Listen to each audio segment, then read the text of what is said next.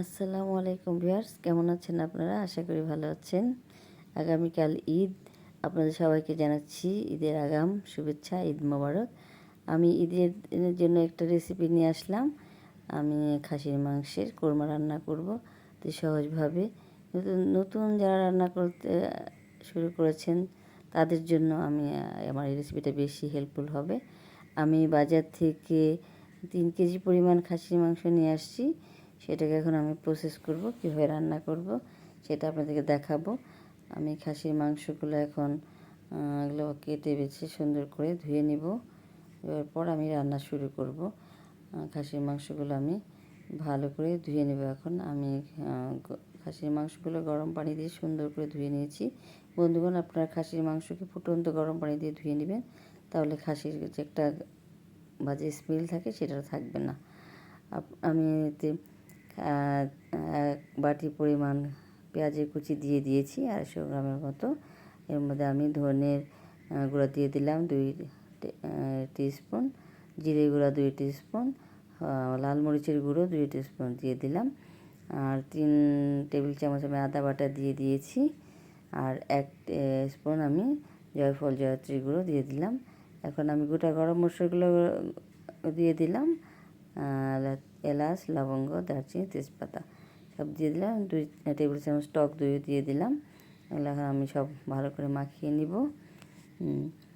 আমি এখন এর ভিতর সয়াবিন তেল দিয়ে দিচ্ছি। আমি 250 গ্রাম পরিমাণ সয়াবিন তেল দিয়ে দিব। সয়াবিন তেল দিয়ে দিলাম। এখন ভালো করে এটাকে মাখিয়ে নিব।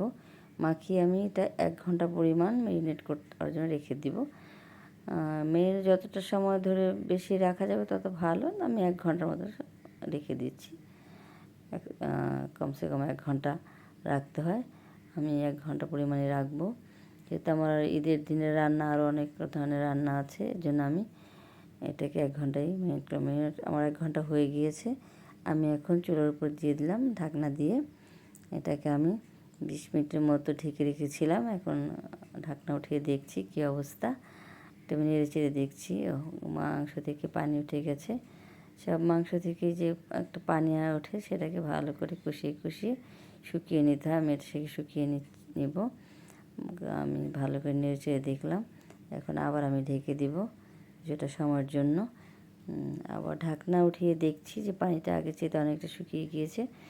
এটাকে কিছুক্ষণ পরপর আমি 10-15 মিনিট পরপর ঢাকনা উঠিয়ে নেড়ে চেড়ে দেখছি যে কী অবস্থা। পানিটা অনেকটাই শুকিয়ে গিয়েছে। আমার মাংস প্রায় সিদ্ধ হয়ে যাচ্ছে। আমি এতে 1 মগ পরিমাণ লিকুইড দুধ দিয়ে দিলাম। লিকুইড দুধ দিয়ে আমি একটু নেড়ে চেড়ে ভালো করে দেখছি। এখন গরম পানি দিয়ে দিচ্ছি। এটাকে ভালো করে আমি ফুটিয়ে নেব যাতে সিদ্ধ হয়। সিদ্ধ করার জন্য কিছুটা সময় আমি এটাকে আরও জ্বালাবো। চিনি দিয়ে দিলাম 1 চামচ পরিমাণ। কোরমা একটু মিষ্টি মিষ্টি টেস্ট লাগে, আর যাদের ডায়াবেটিস আছে তারা এটাকে স্কিপ করতে পারেন। আমি এতে বেরেস্তা দিয়ে দিলাম এটা পরিমাণ। বেরেস্তা দিয়ে এটাকে আমার কিছুক্ষণ একটু জ্বালাবো। জ্বালিয়ে আমি ঝোলটাকে শুকিয়ে নেব আর একটু কমিয়ে নেব। দেখুন হয়ে গিয়েছে আমার কোরমা রান্না। আশা করি আপনাদের আমার রান্নার প্রসেসটা ভালো লাগবে, পছন্দ হবে। আপনারা ওই রান্না করে দেখবেন, খেয়ে দেখবেন।